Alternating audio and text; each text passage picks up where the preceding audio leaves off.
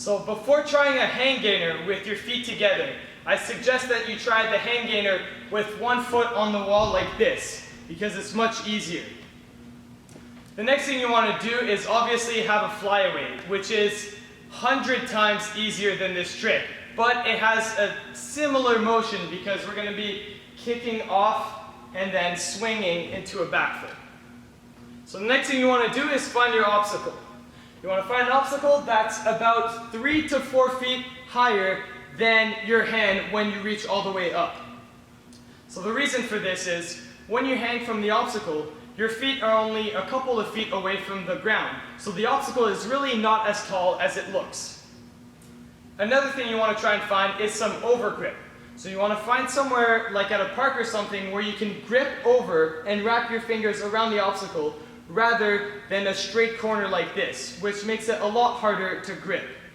So once you've done that, you're going to hang from your obstacle with your arms backwards like this and your hands wrapped around it this way. Once you're in the hanging position, we're going to practice pushing away from the obstacle by kicking our legs in front. And you're going to push off of the obstacle with your butt and your back.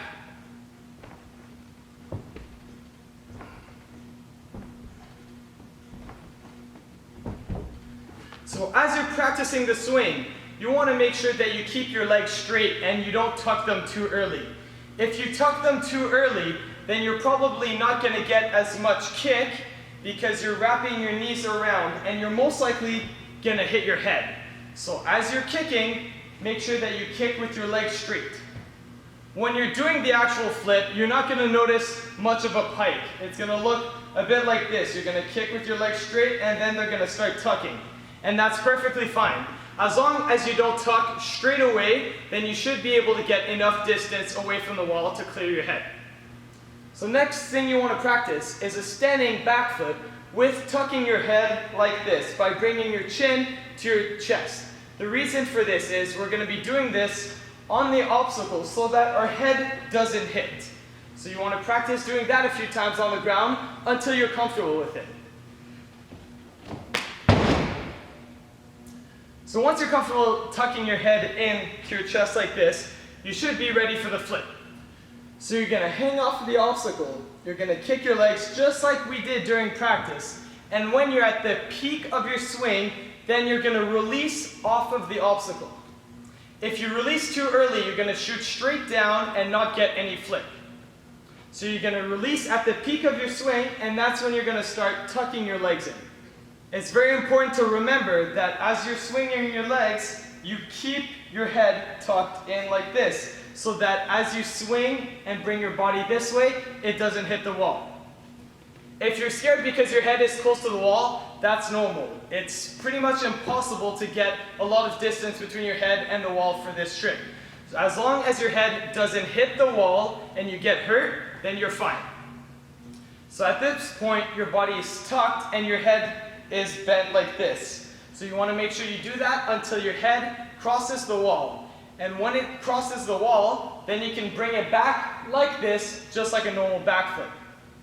At this point, you can end the flip just like you would for a backflip, or more similarly like a gainer, because you'll be flipping forwards a little, and you can spot the ground halfway after you've brought your head back like this, and you can just spot the landing and stick. So here are 3 common mistakes to watch out for. Number 1, some people forget to tuck their head and their head hits. If you don't tuck your head, it's almost impossible not to hit it on the wall. So it's very important, guys, that you do that. Number 2, if you let go of the obstacle too early, you'll shoot straight down and not get any flip.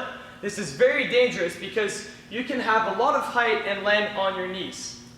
Number 3, some people don't get enough swing, and even if their head is fully tucked, it still hits the obstacle. So you really want to make sure that you swing as far from the obstacle as possible. And this also helps you flip more and faster.